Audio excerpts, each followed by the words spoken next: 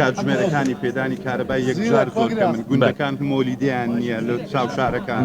یعنی ئەم گرفتە تاکی ئەمێنێتەوە چ مژدەیەکتان هەیە بۆ خەڵک ینی خەڵک زۆر جوێی لە بابەتی باشبوونی کارەبا بوون نەیبینیوە لەمە دوا چی ئەکرێت بڕاستی دوو گرفتە سەرەکی هەبوون بە تقریبا ئەمشێن بێژین 15 شەش و هەتا نوکەن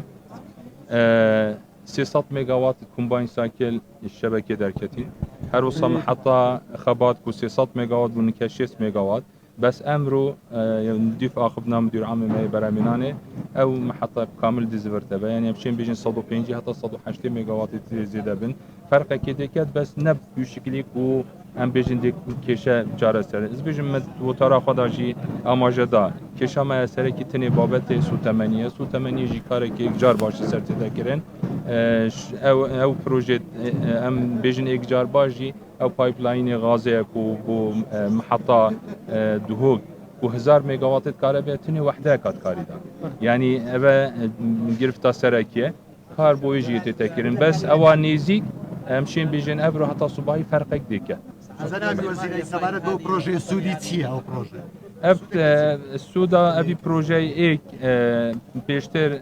فولتيا ويشي باش نتگشت خلكي ابا فولتيا دي بيچاره سربيت هر وسا او بار زوريا بري نكتنه یک هل بو نکات بوینه 5 هل یعنی 5 نکات دویت شولید اساس شولید دو احتیاطنجی آن ام شیم شوی کی دی تلفزیون خواستا کاربه هر دو ناحیه نکات تنه 10 ميجاوات اف محطه ما اینای 25 ميجاوات یعنی ام شین ضمان بدنا خلق قاكو 10 سال دي تري او كيشا بارزوريه برينا جناب وزير كي كهرباء اجتماعي زي كهرباء مولد دغريته يعني خلق داوا دك اما بارينا دني مولد بلا مدني كهرباء اجتماعي بلا اگر 20 كارمير شبه بارك اما دي بدنا حكومات بلا هل جري يعني مولد نمينين بله وجابو في زبيجم الهيفا 4 ورا ما داس بكري 20 سيتي بتر زبيجم 20 الهابلير هر وصا السليمانيه الدهوك ابا ما يدرس بكرين بس اف بروسا ما مليونك و 863 هزار مشترك تاعي يعني ناس سويتش كابتني هما اكستر دي بيتا اف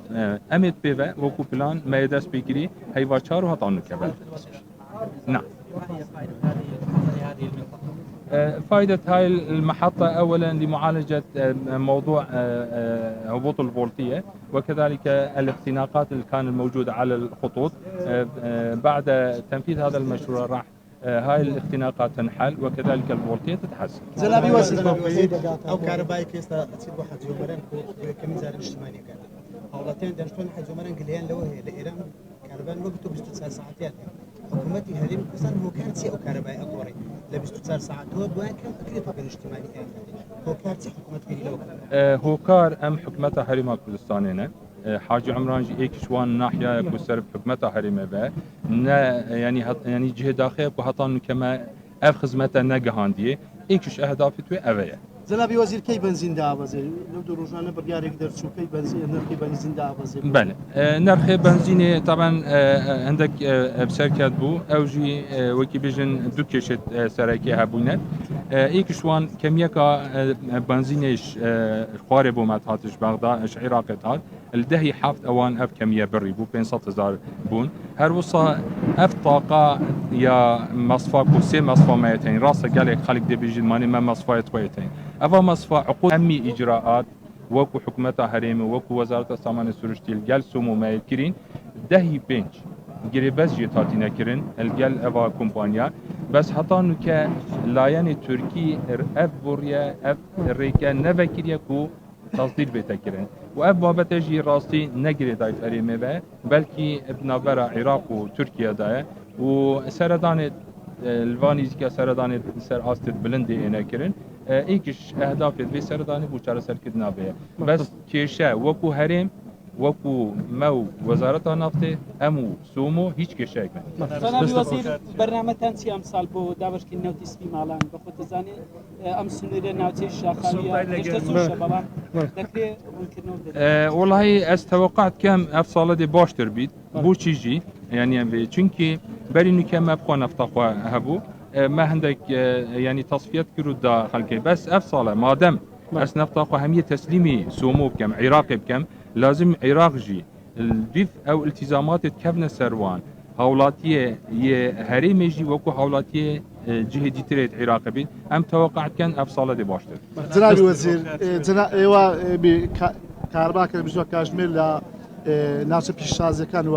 شارە مۆدێرنەکان بۆچی ناوچە هەژارەکان ناکەن 24 کاتژمێر وەکو تێست بله طبعا تيستا هات يكرن برين كهولاتي ما دو حق دا حق موالدي وحق كهرباء الاجتماعي حق موالدي حتى نكجي زور بيستي حق بسيار كي 28 سنت 26 سنت اوا نوكا ما دابين كري بو هولاتي تقاب 156 دينار هكا تو دابش بي تقريبا 10 سنت ونيفت كبل يعني هولاتي ما ايك حق دات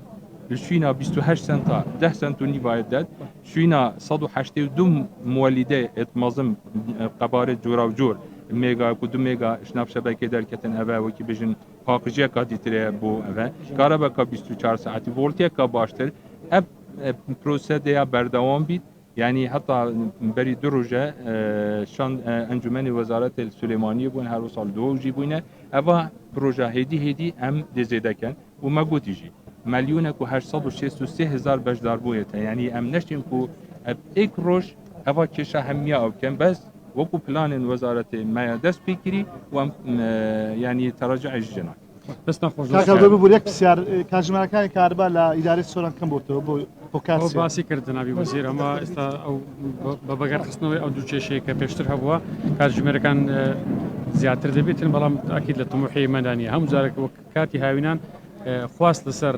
ڕێژەی کارەبا زیاتر دەبێتن گواستنەوەی کارەباشە بە ناوچێشی دوورە دەستین بۆ ئێمە کارمە لەسەر ئەو پرۆژانە کردو بۆ ئەوەی گواستنەوەی ئەو بڕە کارەبایکە بۆ سووران هەیە بە شێوەیەکی دروست بگاتە ئێرەوە ئەو بزربوونێک کە لە ڕێگاکان هەیە بە تەوابوونەوە پرۆژانە ئیشەڵام ئەم بابەتەش چارەسەر دێت دەست ناخۆش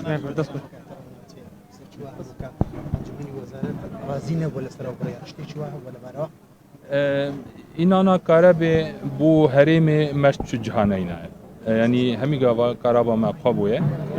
بس حاج عمران جبركو هيلن منا جهجبون نجاربون يعني ام افي كهرباء بينن بس جهاندنا افي بروجي